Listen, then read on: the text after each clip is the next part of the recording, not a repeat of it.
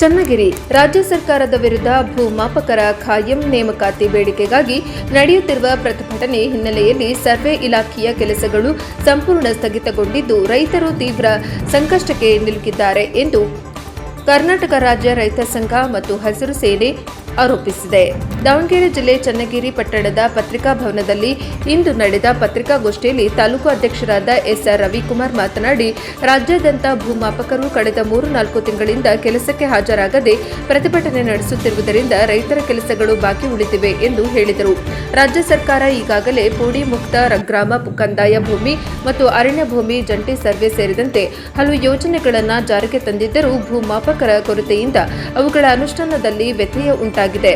ಅರಣ್ಯ ಹಕ್ಕು ಕಾಯ್ದೆಯಡಿ ಹಾಗೂ ಇತರ ಯೋಜನೆಗಳಡಿ ಸಾವಿರಾರು ಅರ್ಜಿಗಳು ಬಾಕಿ ಉಳಿದಿದ್ದು ರೈತರು ಸರ್ವೆಗಾಗಿ ಹಣ ಪಾವತಿಸಿದ್ದರೂ ನಿಗದಿತ ಅವಧಿಯೊಳಗೆ ಕೆಲಸಗಳು ಪೂರ್ಣಗೊಳ್ಳುತ್ತಿಲ್ಲ ಎಂದು ಅಸಮಾಧಾನ ವ್ಯಕ್ತಪಡಿಸಿದರು. ಇದೀಗ ಮಳೆಗಾಲ ಆರಂಭವಾಗುತ್ತಿರುವ ಹಿನ್ನೆಲೆಯಲ್ಲಿ ರೈತರಿಗೆ ಜಮೀನು ಸಿದ್ಧಪಡಿಸುವುದು, ಸರ್ವೆ ಕಾರ್ಯ ನಡೆಸುವುದು ಕಷ್ಟವಾಗುತ್ತಿದ್ದು ಸಮಸ್ಯೆ ಇನ್ನಷ್ಟು ಗಂಭೀರವಾಗಲಿದೆ ಎಂದು ಅವರು ಎಚ್ಚರಿಸಿದರು.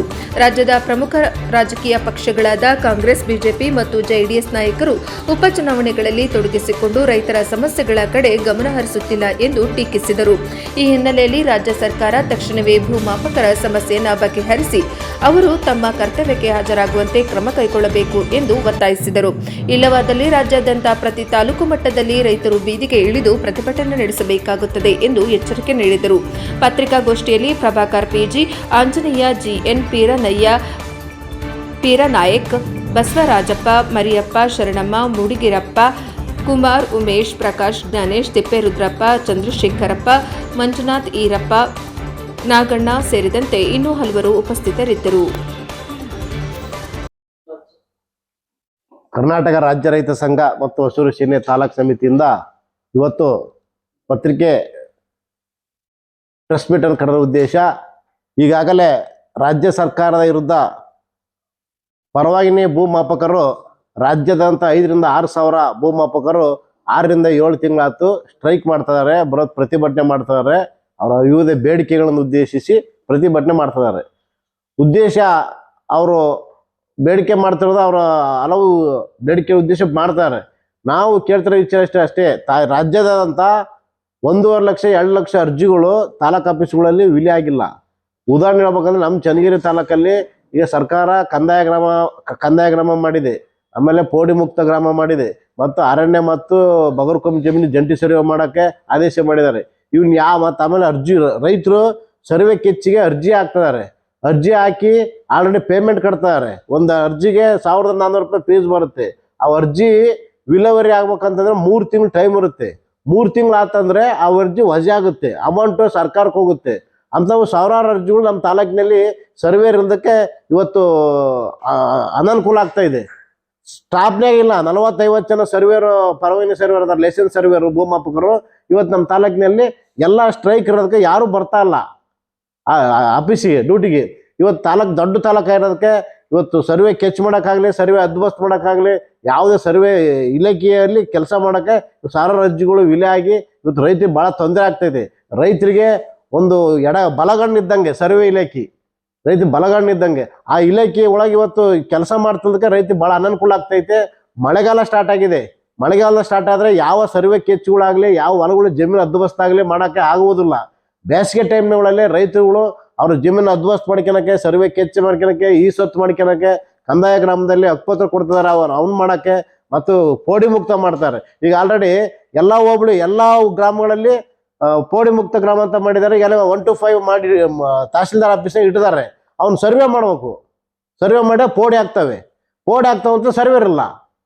ಇಷ್ಟು ಸಮಸ್ಯೆ ಆಗ್ತೈತಿ. ಕೂಡಲೇ ರಾಜ್ಯ ಸರ್ಕಾರ ಅವರ ಬೇಡಿಕೆಗೆ ಸ್ಪಂದಿಸಿ ಕೂಡಲೇ ಅವ್ರನ್ನ ಅಧಿಕಾರ ಮಾಡಲ್ಲ, ಅವ್ರಿಗೆ ಕಾಲಾವಕಾಶ ಮಾಡಿಕೊಡ್ಬೇಕು.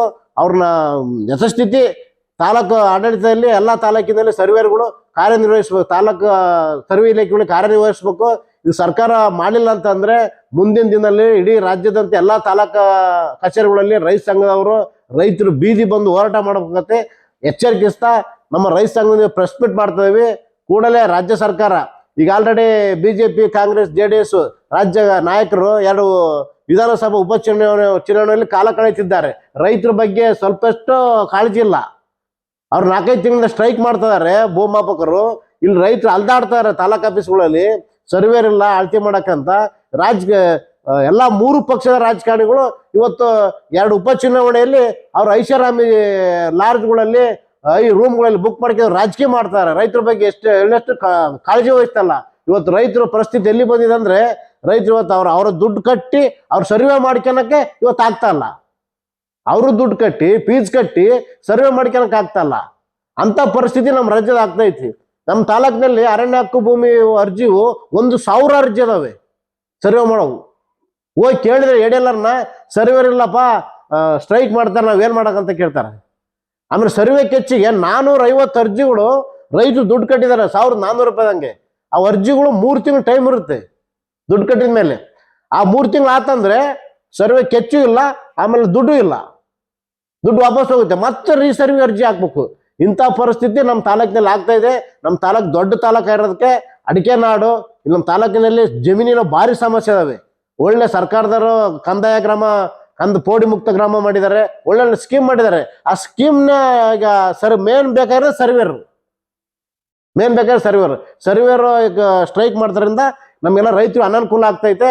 ಕೂಡಲೇ ರಾಜ್ಯ ಸರ್ಕಾರ ಅವ್ರು ಏನು ಹೋರಾಟ ಮಾಡ್ತಿದಾರ ಅವ್ರು ಸರಿಯಾಗಿ ರೀತಿಯಲ್ಲಿ, ಕಾನೂನು ರೀತಿಯಲ್ಲಿ ಅವ್ರು ಏನೇನು ಒದಗಿಸ್ಕೊಡ್ಬೇಕು, ಇದೇ ಬೇಡಿಕೆಗಳು ಕೂಡ ಹೋರಾಟ ಮಾಡ್ತಾಳೆ. ಅವ್ರಿಗೆ ನಾವು ಬೆಂಬಲ ಸೂಚಿಸುತ್ತಾ ನಾವು ಕೂಡಲೇ ರಾಜ್ಯ ಸರ್ಕಾರ ಸೂಚಿಸ್ಬೇಕು. ಎಲ್ಲ ತಾಲೂಕಿನಲ್ಲಿ ಸರ್ವೇರ್ಗಳು ಕಾರ್ಯನಿರ್ವಹಿಸ್ಬೇಕಂತ. ಇಲ್ಲ ಆದಲ್ಲಿ ಭಾರಿ ದೊಡ್ಡ ಸಮಸ್ಯೆ ಆಗುತ್ತೆ. ಆ ವಿಚಾರವಾಗಿ ನಮ್ಮ ರೈತ ಸಂಘದಲ್ಲಿ ಇವತ್ತು ನಮ್ಮ ಚನ್ನಗಿರಿ ತಾಲೂಕು ಪ್ರಾರಂಭ ಮಾಡಿದೀವಿ. ಇನ್ನು ನಮ್ಮ ಜಿಲ್ಲೆಯಲ್ಲಿ ಎಲ್ಲಾ ತಾಲೂಕಿನಲ್ಲಿ ಪ್ರೆಸ್ ಮೀಟ್ ಮಾಡುವ ಮುಖಾಂತರ ಮುಂದಿನ ತಿಂಗಳಲ್ಲಿ ಜಿಲ್ಲಾ ಮಟ್ಟದ್ದು ಬೃಹತ್ ಪ್ರತಿಭಟನೆ ಮಾಡ್ತೇವೆ.